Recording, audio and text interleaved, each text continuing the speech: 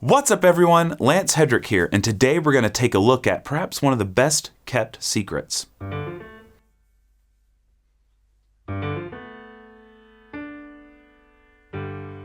Now when we think of the company Lelit, people often consider the E61s that they produce, the Lelit Mara X or the Lelit Bianca, because of their presence on the internet and in people's homes, and that's just what they kind of are known for. But they have another incredible machine that seems to slip under the radar frequently.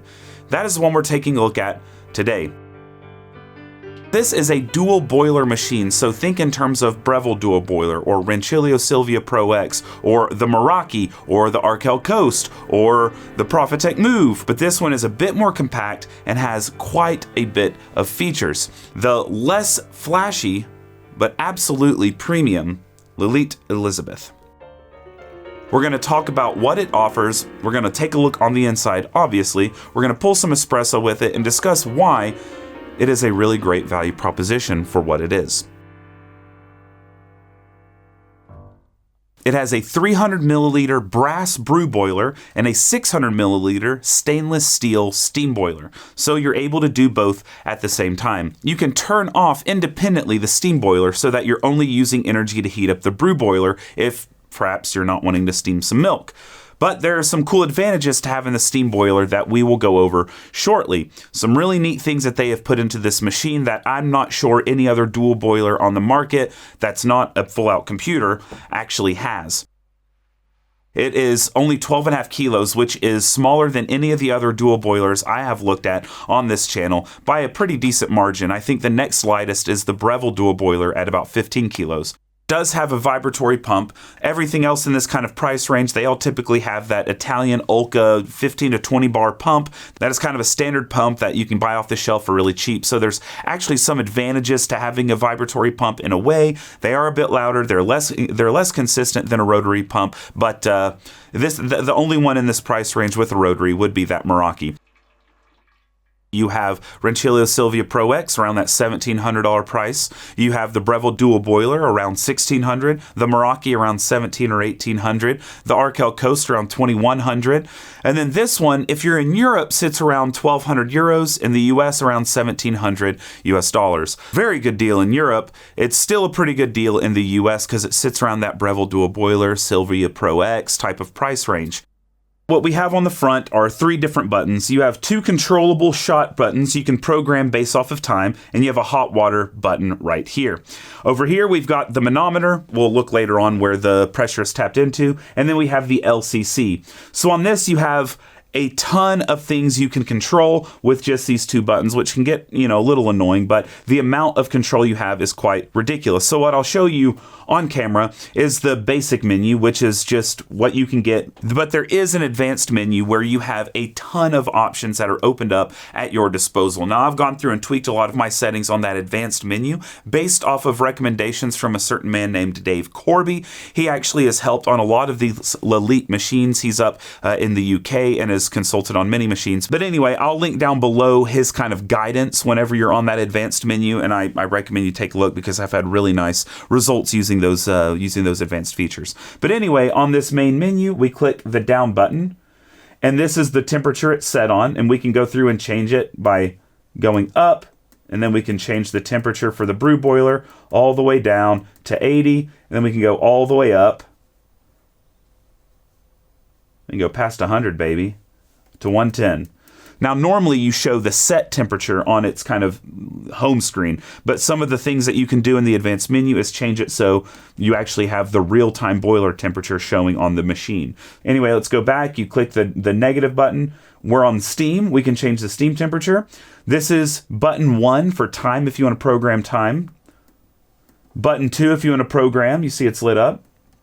Next is pre-infusion time, which is really, really, really cool. This machine actually offers 2 different types of pre-infusion. It can offer you pre-infusion from activating the pump, or it can give you steam pre-infusion. Now, this isn't the same kind of massive water debit steam pre-infusion you get from a closed boiler lever machine, but it has similar properties to that. If you have the electric valve on setting 1, which you'll understand that when you go through the advanced settings, but if you essentially have it activated, you have the capability of using steam pressure as opposed to pump pressure in order to build up your pre-infusion. On the solenoid, you have a brew canal or brew control switch, and you have a steam switch that goes into the brew circuit. If you have the steam boiler on and you have it essentially the electric valve activated, for whatever time you have set in your advanced controls, whether it's 3 seconds, 4 seconds, 5 seconds, 6 seconds, it will open that valve and allow steam to infiltrate the brew boiler, which will change the pressure inside, obviously, and will force water out into your puck. What we're setting here where it says 15 seconds on that first time, that is the full pre-infusion time. On the advanced menu, you set the amount of time you want that steam valve on the solenoid to be open. So I have mine set to 3 seconds. So what will happen is that valve will open for 3 seconds, but then it will sit there for an extra 12 seconds before it hits you with the full pump pressure. So before the pump actually actuates. So if you have steam pressure, the steam pre-infusion engaged on the advanced menu through the electric valve, then when the steam boiler is on, that is the mode of pre-infusion the machine will automatically take. If you would prefer to use pump pre-infusion, you can quickly toggle off the steam boiler, and the de facto mode of pre-infusion will be from the pump itself, which will do kind of a low pressure pump type of situation. When we look at the main menu, it's puck saturation time. Now, during that time, we have pump activation or valve activation, and then kind of just the wetting period, the soaking phase. On the advanced menu, you're taking the initial part of that time and deciding how long you either want the pump actuated, if you have the steam boiler off or if you turned off the electric valve, or how long you want the steam valve to be open in that solenoid in order to allow for the steam pre-infusion. Now, don't get overwhelmed if you're new to coffee and you're wanting a dual boiler, but that sounds too complicated. You don't have to use that, and it's something you can grow into or play around with as you get to know your machine. Just know that that is a really kind of sophisticated option that I've never seen before, the capability of using steam pre-infusion on a boiler saturated group style machine. Normally that is a thing on just these closed boiler levers, but they're offering it on this, which is really cool that they're taking a bit of inspiration from the past.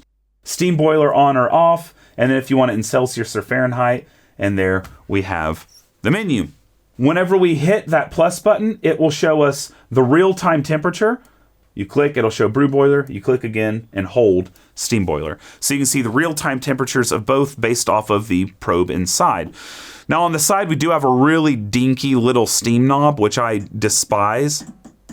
It's kind of sad because they have this robust stainless steel build. It's really nicely built out. I quite enjoy it. I even like the buttons with the little LED lights around it. I think it's a well-built machine, but good grief, that is the worst thing in the world. Now we move to the back and they have a pretty decent water tank, but a lot of people have complained because it's in the back, if you have a cabinet, you have to pull the whole machine out in order to get to it. Now I actually like the style of water tank this is. Recently had an issue with the machines where you kind of force down the water tank into the machine because it's bottom fed. There's like an O-ring on the bottom and a valve that needs to be opened by pressing the water tank into the machine itself. I have come to not really like that style of water tank, and the reason is because you can have leaks that occur at the bottom, which is really, really, really frustrating to me. It actually happened to me fixing someone else's machine that they had put in the water tank and bent the little nipple at the bottom essentially, and now there's no seal, and it's really difficult to fix because it's always made of a molded plastic. Super annoying. This one does have the two tubes, so the tube to intake water and the tube to shunt water back in from the OPV. Can be a bit annoying taking the water tank out, a bit messy, so some people may not like that, but from my perspective, I actually quite love that. Now, another thing that Lelit pretty much always does is they have that big old computer plug that you can detach and reattach into the back of the machine, making it really easy for storage and things like that. Very small thing, but I know some of you appreciate that. I really like whenever things have that plug in. I hate when a plug is connected to a machine. It always annoys me. Now the drip tray has a decent size, but it's a bit shallow, which can be a little bit annoying if it gets filled up, taking it to the sink. But it's nice and stainless steel as opposed to some of these other machines that have little plastic drip trays like the Ranchilio, which I absolutely despise that drip tray. It's like a little cafeteria tray from prison. I'm not a huge fan of that. But this one, it's decent size. It is a bit shallow. Again, I would love like little removable like dividers inside. Someone in a recent video told me what those are called and I cannot remember. But little dividers inside help to not splash when you're taking it to the sink. But it's a decent drip tray. Nothing too fancy or anything. Yeah, not bad. Not bad at all. So let's continue on. All right, let's check the temperature on this bad boy, and here we go.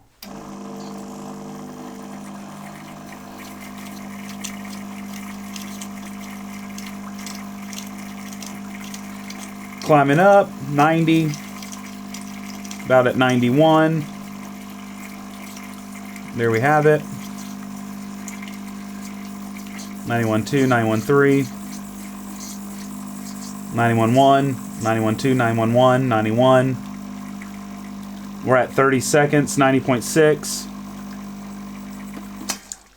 Solid. 300 milliliter brass boiler. Once it's fully heated up, it's going to have pretty good stability, especially with the PID controller inside of it. So you're going to have much smaller oscillations of temperature. No temperature surfing needed. You can set that temp and go. And of course, you can get more granular with those advanced control settings that I've linked down below from Dave Corby. The one place I do detract from him is on the EC number. I actually go with 13 as opposed to 10. But anyway, that's that temperature. Let's continue going. All right, I've got a puck loaded in here. This is a lighter roasted geisha, just to kind of show you what it's capable of with that. I do have 15 seconds of pre-infusion built in with 3 seconds of the little switch on the solenoid being open so it can fill the brew boiler with a little bit of pressure, and then it will just sit till that 15-second mark, fully soaking our bed of coffee. Now, of course, this is not necessary to do it that long, but just to kind of show you what that looks like, this is a light roast. 1, 2, 3. Boom. Now it's just soaking. As you see, the bottom of that's fully soaked. There's still residual pressure, so there is water coming through, but it's not from any extra water coming out. But anyway, here we go. Bang.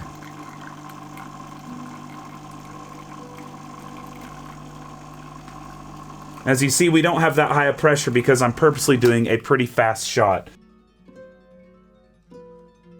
That pressure is going to keep pushing water out even as the pressure is going down. So we still had some water coming out after that 3 seconds of the steam actuation. And that's why we had about 15 grams in our cup before the pump actually kicked on. And then we had a really fast shot with the pressure descending rapidly because the flow rate wasn't able to keep up with the rapidly deteriorating puck. So some of you may be like, oh, grind finer.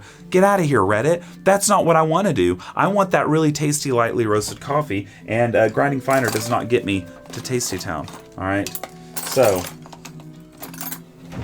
let's use our little rainbow spoon. Give it a little stir. And a sip.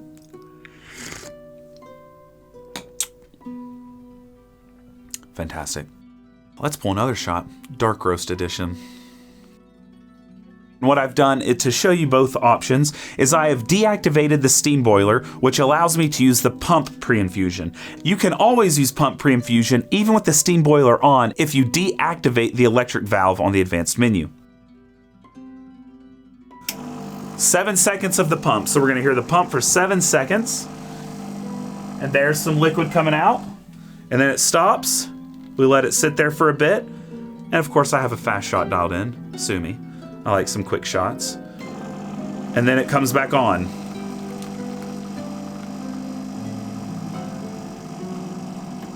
And boom. Let's take a sip of this.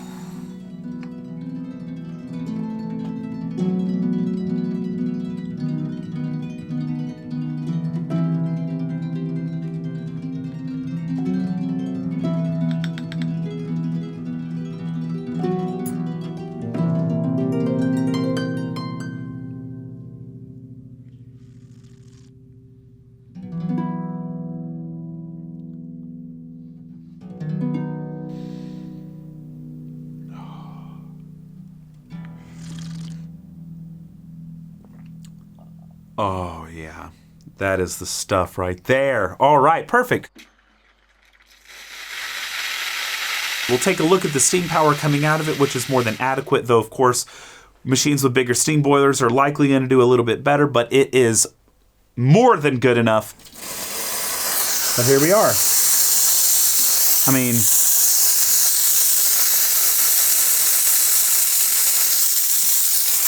good steam. Dry. I mean, it's still steam, so it's not completely dry, but it's pretty dry steam. And it maintains its pressure. Easy. Easy peasy. I think that's good enough. Now, I'm not big on having to showcase that I can pour latte art. I've done this in past videos, but I can do latte art on any machine down to $90 on a DeLonghi Stellosa with a Panarello Steam Wand. So showing you that isn't really going to do much because it all depends on your own desire to hone in your skill set on steaming milk at home. These are all capable of steaming milk. Obviously, this will be much easier than heat exchangers or single boiler machines. It's a good steam wand. It'll make you silky milky, but so will anything if you work on your technique. Let's open this bad boy up and finish this video. All right, and just like that, we've got the machine disassembled. So let's just follow where the water goes and talk about what's going on inside this machine. So as I said earlier, there's an intake tube and there is a return tube essentially in the water tank. So this is the intake tube. They have a nice little filter on the tip, but it's made of silicone. This comes in and goes all the way down to behind the G-car right here and is fed into the vibratory pump right back here. Then it goes through this pump. That's what's, it's causing it. It has a piston inside vibrating. And it comes up through this PTFE tube, going up, up, up, up, up, until we meet it right here. Okay? Cool water from the tank up into this 4-way brass split. Right here we have our overpressure valve. So it comes in, it pushes against this spring, and the overpressure goes through this silicone tube and eventually makes its way right back into the water tank. Some of it goes into the brew boiler, and then some goes through a 2-way solenoid into the steam boiler through this PTF tube right here. You might ask what this silicone is. This goes down to the drip tray. This is the overpressure valve release for the steam boiler. We have the thermoprobe here. We have different thermostats. We have as well the release. So it comes in here. And this is how it gets to the steam wand itself, is through this PTFE, all right? And it goes into its brass fixing, which releases with a valve right here into the steam wand itself, which is a stainless steel steam wand, and it's brass fitting here, brass valve. And then there is also, from condensation or whatnot, is led back into the water tank itself. As the steam is coming up, some of the excess water that might be a little thicker can also come through this silicone tube and again back into the water tank. You notice the steam boiler is wrapped, it's insulated, the brew boiler is not. Not sure why that decision was made, but thermal stability is good. It just always like when you have wrapped boilers. Anyway, the hot water is actually taken from right here, right from the brew boiler, into this solenoid valve and outside of the hot water spigot. It's that solenoid that's opening and closing the pathway for the water coming from the brew boiler out into the hot water spigot. So you don't need your steam boiler on to get hot water, which is incredible. So we have our thermostat here. We have our heating elements. They're connected here, connected to the thermostat, of course. And then we have our thermoprobe here, and we have our hot water element there and another thermoswitch here. Back here we have our main solenoid right here. And so this is actually where the pressure is being read, right there. As you see, we have a hole is drilled in here, and we have our wiring all the way up to the manometer. So it's a pretty true representation of what the back pressure is without having to be at the very beginning of the situation, right after the pump near the OPV or, wherever. So this is giving you really nice reading on back pressure itself. So of course we see that there's a lot of really nice fittings in here. Loads and loads of brass, there's some good stainless steel, and then of course we have a little bit of copper. You also see PTFE and silicone. Some people are asking in a recent video why silicone may not be the best. Silicone is actually fine, and in fact, in most cases would be ideal ideal over something like copper. When you use copper for hot water, you have it lined on the inside with tin or nickel. Now, both of those are better with hot water than copper. Copper you can have some issues with, obviously. You don't want to have just straight up copper with water. It'll taste metallic-y, but you can also have some exposure issues. But they have a specific lifespan. After about 5 to 10 years, even with good control over your water, they can wear off and you can have exposed copper, yada, yada, yada. And if you don't take care of your water and you have copper pipes, it's actually better if you just have silicone tubing, because there's a lot less fear of leaching with silicone. There's been a study or two that there is potential leaching, but the biggest issue with silicone is it can degrade and then you'll have to replace it. What I like to see in machines with hot water is stainless steel. So for me, when you're over $1,000, I expect to see stainless steel bringing the hot water, the steam to where they're going, as opposed to PTFE. That being said, I'm not personally super scared of the PTFE with the hot water, because I don't actually use steam and hot water spigot. But for those that might use it all the time, that is something to kind of recognize. Now with cold water, obviously silicone's completely fine. There's no real issue there. Even if you think there might be with the hot water, that's not a fear at all with cooler water. But other than that, I think the build quality is absolutely fantastic. The organization with the wires could be better, but they do use a nice brass fitting down here. I see a lot of plastic fittings on some of these machines, which is a bit of a bummer. As long as you're taking care of your machine, this thing should be an in perpetuity type machine. You may be replacing some of these or some O-rings over time, but for the most part, it's super well built, and that's the inside of this machine. Let's finish up the video.